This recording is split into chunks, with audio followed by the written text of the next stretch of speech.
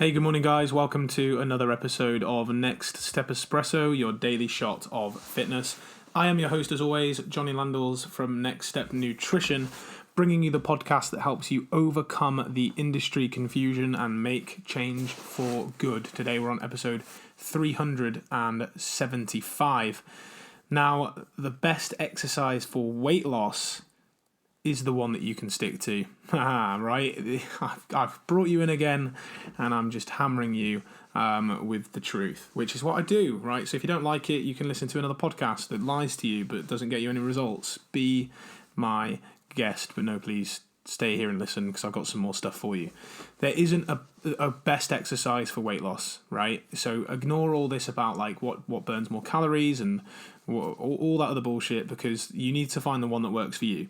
There's no point doing CrossFit if you hate CrossFit. There's no point doing HIIT if you hate it. There's no point running if you can't stand running. And there's no point getting in a pool if you can't swim, right? You need to find the exercise that you enjoy, that works for you in your schedule. So based on proximity to how easy it is for you to do it, how long it takes to get there, get changed, do the thing, get changed, showered, go home, get changed, whatever.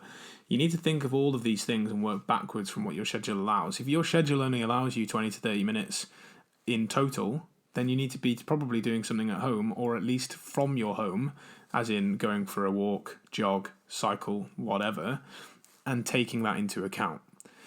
Technically, comparatively, cardio will burn more calories than weight training related to its intensity, but weight training helps you build muscle, which helps you tone. So definitely, in my opinion, you should have a mixture. I've tweeted before that most people's goals will be achieved with 3 sessions in the gym and walking, right? You don't need cardio specifically to burn calories. If you're doing it for that reason, you have a shitty relationship with food and you should address it. That's what I used to do. I used to train twice a day because I wanted to eat more food. I trained twice a day so that I could eat more, and I trained twice a day because I was worried that if I didn't do that, I'd get massively fat. That is not a normal thing to think, right? So if you are thinking that, it's, potentially an issue. You can contact me if you want to talk about it. I can hopefully help you out of it, because it does take a bit of work. It does take a bit of trust.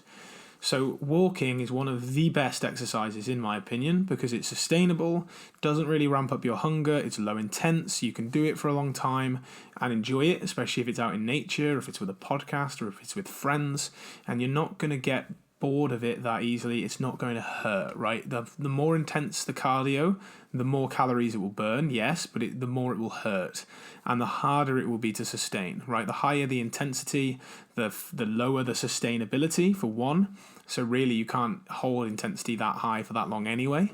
Plus, the more it breaks your body down, right? The more intense you are, the longer you'll need to recover from it, the more it breaks your body down. And a lot of the time, people just hammer themselves with intense cardio after intense cardio session, and they don't give themselves enough time to recover. This is especially seen, again, in CrossFit. I know, because I've been in that industry and I know what people do.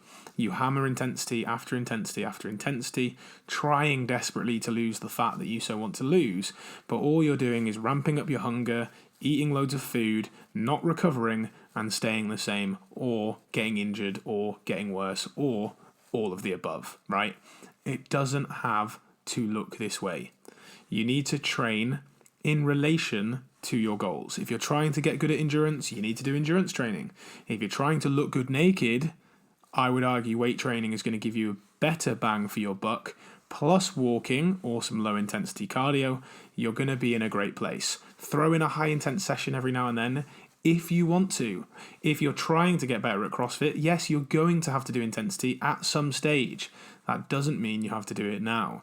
It means you have to work on your training, understand what your goals are, look at where you're weak, and periodize your training for the best results at the best time. But there is no best exercise for weight loss. I'm sorry to break your bubble, burst your bubble, however you want to turn that expression. But what there is the exercise that's best for you at the time. Think about your schedule, think about your goals, think about what you enjoy, think about what you can achieve, what you're capable of, and find the exercise that works best for you. And if you want help with that, Our one-to-one coaching services do include, if wanted, a bespoke training program where we can consult with you the things that you enjoy the most, the things that you are capable of, and we can write you a program to take you from where you are right now to where you want to be. And if you want to hit us up on that, please go ahead and do so. But for now, I hope you've enjoyed today's episode of the podcast. Remember, we're trying to get to 10,000 downloads a month, which is a huge ask, but we need your help to do it. You've helped us already by listening to this podcast. Thank you very much. But now if you can share it with as many people as you think would appreciate it and or share it on your social media, I would love that. And I'll pay you back with eternal gratitude because we ran a competition last month. Thanks as always. Have a great Tuesday. And I'll see you again tomorrow for another daily shot of fitness.